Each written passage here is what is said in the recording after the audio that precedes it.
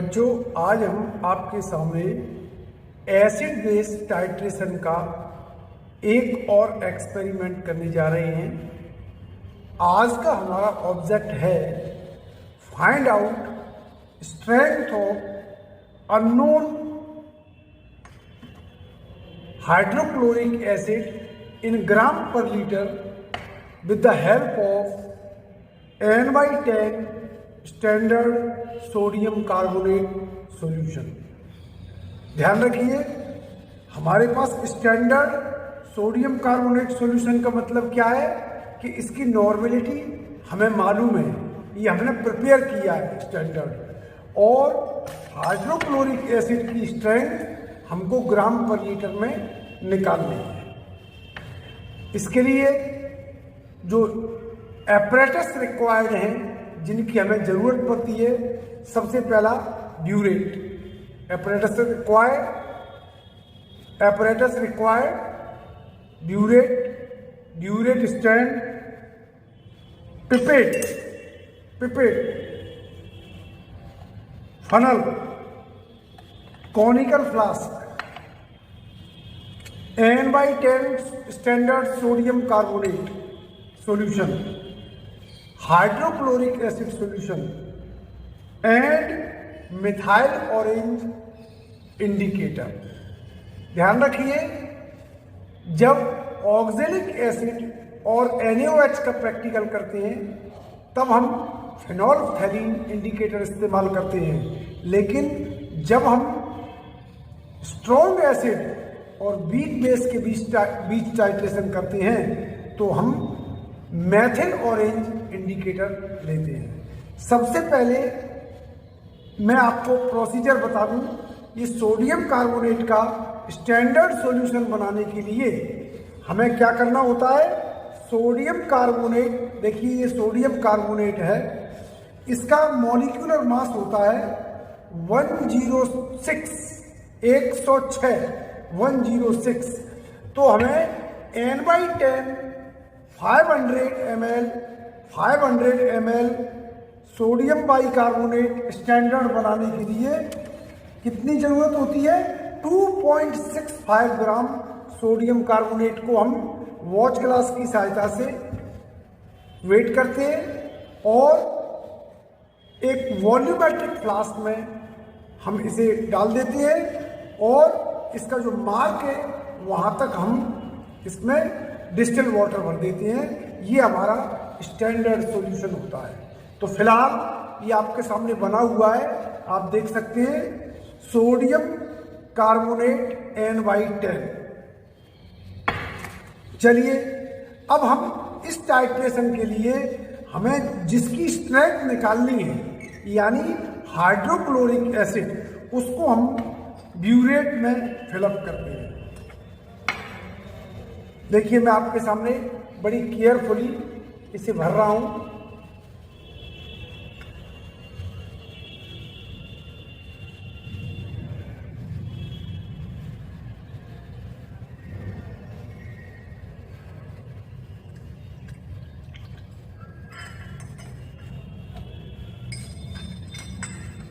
अब इसका ब्यूरेट की एयर निकालने के लिए हम इसको थोड़ा सा हल्का सा दबा करके नीचे का कॉक जो है, ये देखिए ये हो गया है। अब मैं इसे 0 पर ला रहा हूं।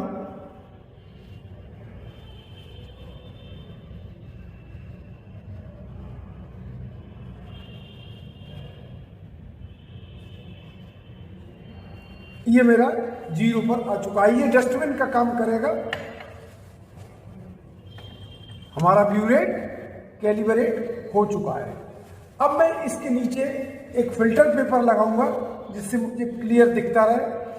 एक कॉनिकल फ्लास्क लेंगे, कॉनिकल फ्लास्क ये, और इसमें मैं पिपेट से ये सोडियम कार्बोनेट इसमें ले रहा हूँ। पिपेट से, ये पिपेट का मार्क दिख रहा है आपको, ये पिपेट का मार्क है, और मैं बड़ी केयरफुली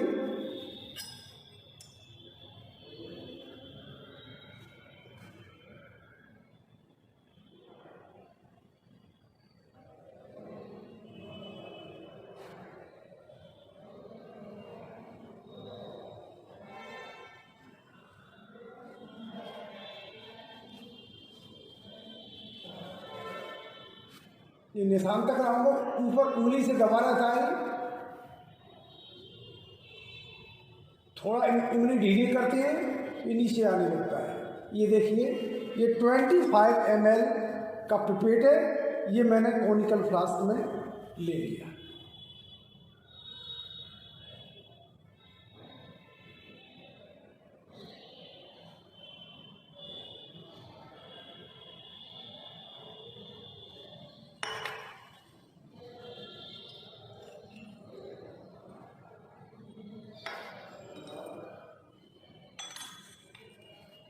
अब देखिए, मैं इसमें मेथिल ऑरेंज इंडिकेटर की 2-3 बूंद डालूंगा।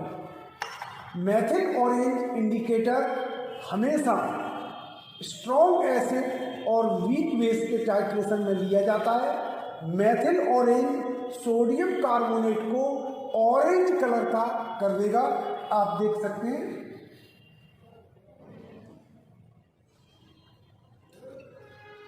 ये देखिए, ये ऑरेंज कलर आपको दिख रहा है, ये ऑरेंज है। मैं आपको अब इसका कलर चेंज होगा तो मैं आपके सामने एक दूसरे कॉनिकल फ्लास्क में मैं ये मेथिल ऑरेंज डाल करके आपको ये दिखाने की कोशिश करूंगा कि देखिए कलर किस प्रकार चेंज होता है।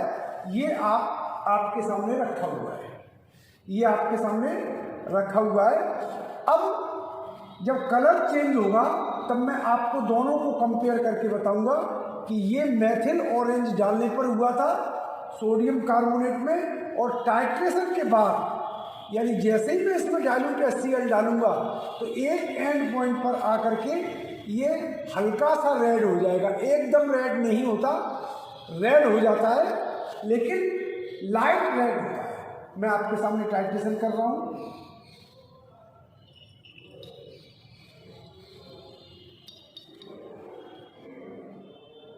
बहुत पेशेंसली इसे करना चाहिए जिससे रीडिंग अपनी सही आए।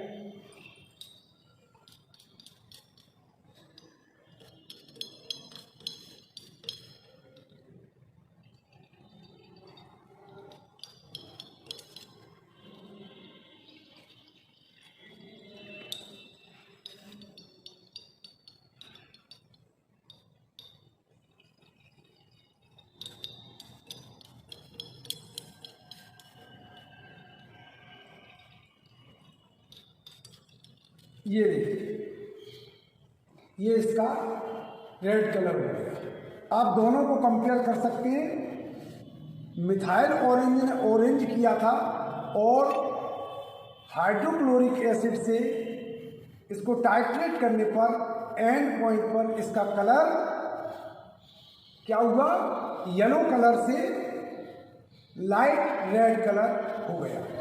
अब हम इस ब्यूरेट की रीडिंग को नोट करते हैं और बहुत सावधानी से देखना होता है। कई बार जब हमको नहीं दिखता तो ब्यूरेट को निकाल करके देख सकते हैं। हमारी रीडिंग आई है 23 ml। ध्यान रखिए, मैं इस रीडिंग को नोट कर रहा हूं, 23 ml।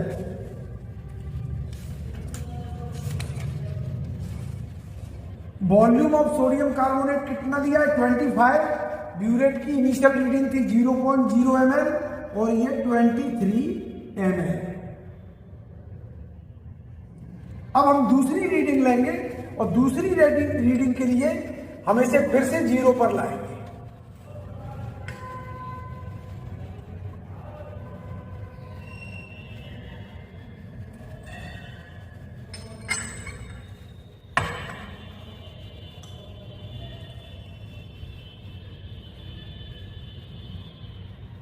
ये 0 पर आ गया है। ये देखिए आपके सामने ये पहले का रखा हुआ है, ये पिंक कलर चेंज होने के बाद रखा हुआ है। अब मैं दूसरा कॉनिकल फ्लास्क लूंगा और इसमें मैं फिर से sodium carbonate 25 ml pipette out करूंगा।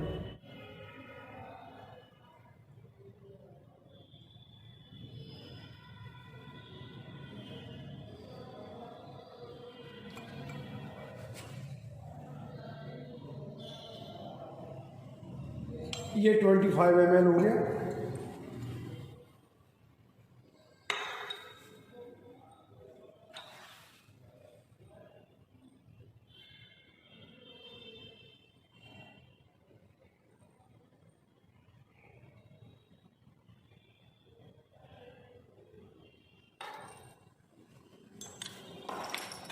मिथाइल ऑरेंज इंडिकेटर की 2-3 बूंद डालूंगा इसमें, ये ऑरेंज हो जाएगा।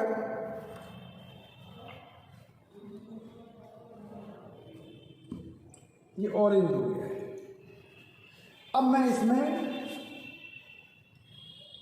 ब्यूरेट से हाइड्रोक्लोरिक एसिड तब तक मिलाऊंगा जब तक कि इसका कलर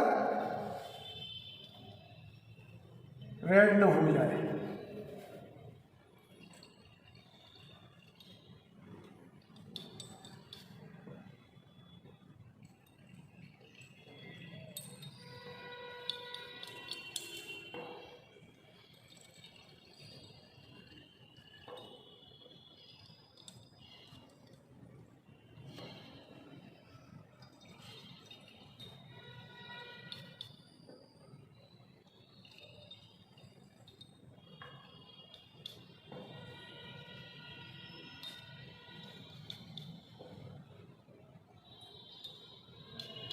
ये देखिए, ये कलर इसका फिर से रेड हो गया। इस रीडिंग को हम फिर नोट करेंगे और इस बार हमारी रीडिंग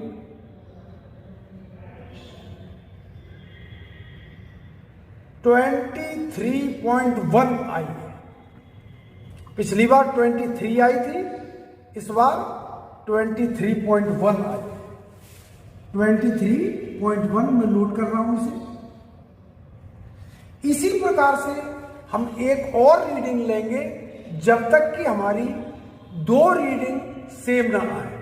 तो इस तरीके से अप्रोक्सीमेटली हम ये मान के चल सकते हैं कि यहां पर 23 ml, अगर हम इन दोनों का एवरेज भी लें तो 23 ml एवरेज आएगा।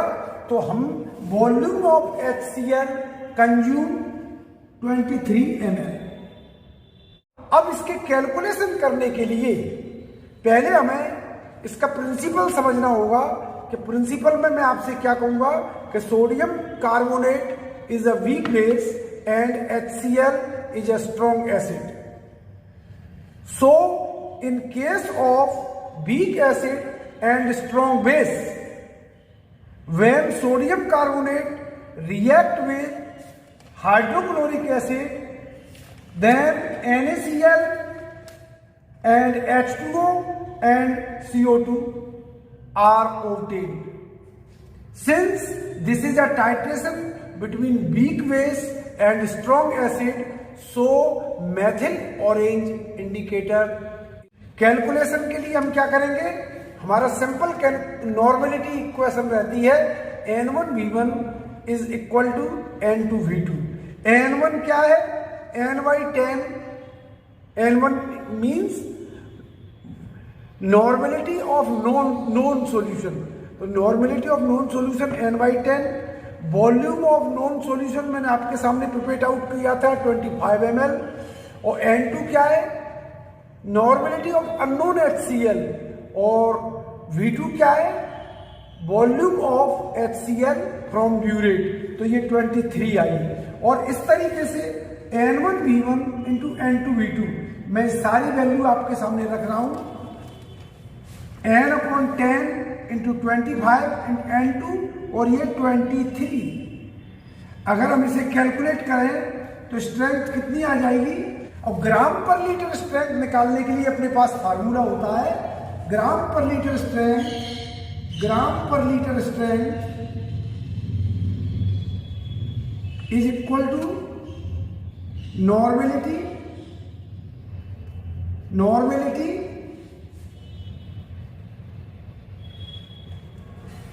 Into equivalent weight. नॉर्मेलिटी कितनी आई, नॉर्मेलिटी अपनी आई 2.5 डिवाइडेड बाई 23 और HCl का इक्विवेलेंट वेट होता है 36.5। ये जो हमारी रीडिंग आई, इसका आंसर हमारा कितना आएगा कैलकुलेट करना होगा। और कैलकुलेट करने के बाद वही हमारी ग्राम पर लीटर स्ट्रेंथ आएगी। तो अपना रिजल्ट क्या आया कि hence strength of unknown HCl is in gram पर लीटर। ये आपका एक्सपेरिमेंट हुआ। आपको ऐसे और वीडियो देखने के लिए मेरे चैनल को कृपया लाइक करें, सब्सक्राइब करें, कमेंट करें और मैं फिर आपके सामने एक नया वीडियो लेकर के एक्सपेरिमेंट का आपके सामने हाजिर होऊंगा। तब तक के लिए नमस्कार, धन्यवाद।